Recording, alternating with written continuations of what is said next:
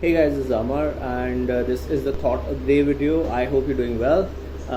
We are doing these Thought of the Day videos every day. Some of these thoughts are funny, some of these thoughts are entertaining, some of these thoughts are educative. So I really enjoy. I don't think I'm ever gonna stop doing a Thought of the Day video because because I can write my own thoughts and I do them all the time on my blogs. But the thing is, when I do other people's thoughts, I get to learn something, and my objective here is to learn something from every thought every day. So that's why I do a different thought on a different subject every day. So hopefully we can all learn something together from every thought, right? Cool. So the thought today is on. I picked one on church because I found it very interesting. Although I'm not a religious person, and I'm sure the person who actually wrote the thought is also not quite religious. But the thought is on church. All right, church and God largely. So the thought says, "I have no objections to churches, so long as they do not interfere with God's work." It says, "I have no objections to churches so long as they do not interfere with God's work." So the thought is by Brooks Atkinson, and it's quite funny. I mean, largely what the thought is saying is that he has no objections with churches as long as they do not interfere in God's work, while churches would say they exist to do God's work. Right?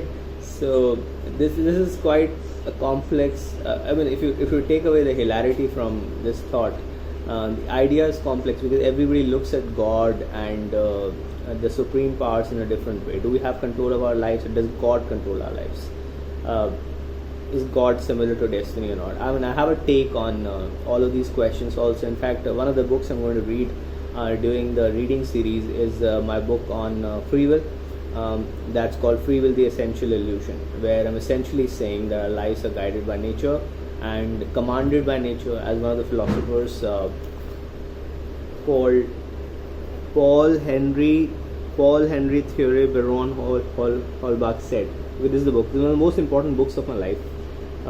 It was here, so I can show it to you. It's called The System of Nature. You can't see it properly like this. It's called The System of Nature, Volume 1. There's another volume, Volume 2.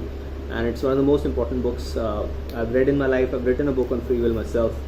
So the System of Nature says that, okay, now that we are on it, I'll just read the first line of the book for you. What the System of Nature essentially says that human beings are a part of nature. We are a part of nature, just like mountains and rivers and all the natural phenomena like the sun and the moon. We are as much a part of nature as everything else is, all animals. So everything that we do is guided by nature. Like, we don't do it ourselves, so we do not have free will, and we are as guided by nature as every other natural creation is. Let me just read out like the first 4 lines of the book. It will blow your mind. Man has always deceived himself when he abandoned experience to follow imaginary systems. Man has always deceived himself when he abandoned experience to follow imaginary systems. He is the work of nature. He is the work of nature. He exists in nature. He is submitted to the laws of nature. He cannot deliver himself from them, cannot step beyond them, even in thought. Even in thought. So this is the essence of when he says he cannot step beyond them, even in thought. That is the essence of the philosophy, where we say that there is no free will, because even our thought, what we want, is submitted to the necessary. Philosopher Arthur Schopenhauer, who Einstein quoted in his credo. Albert Einstein quoted Arthur Schopenhauer in his credo, and Albert Einstein said that I do not believe in free will. Arthur Schopenhauer's words that man can do what he wills, but he cannot will what he wills. That means man can do what he wants, but he cannot want what he wants. So we do not have any control on why we want what we want, because why we want what we want is largely dictated to us by nature, right? So we only act on what we want because somehow that thought pops up in our minds that we want something, right? So Arthur Schopenhauer said that man can do what he wills, but he cannot will what he wills.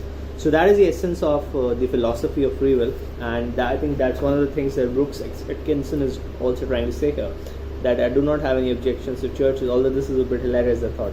That I have no objections to churches so long as they do not interfere with God's word. So if you believe in God, that's fine. There's nothing wrong in believing in God. But then, does prayer solve anything in life? Does prayer, besides helping us feel better, you cannot negotiate with destiny, because what's going to happen is going to happen. Cool. So that's the thought on church, and largely in the context of God. So I hope you enjoyed it. There's a lot I have to say on the subject. So when I come to my book Free Will, The Essential Illusion, I'll explain everything I've written there. I'll see you guys tomorrow. That's the thought of the day, and thanks for watching these videos. Anybody watching these videos, it means a lot to me, because I know the channel is moving slow, but I hope it'll reach somewhere in some time. Alright, thank you. Bye.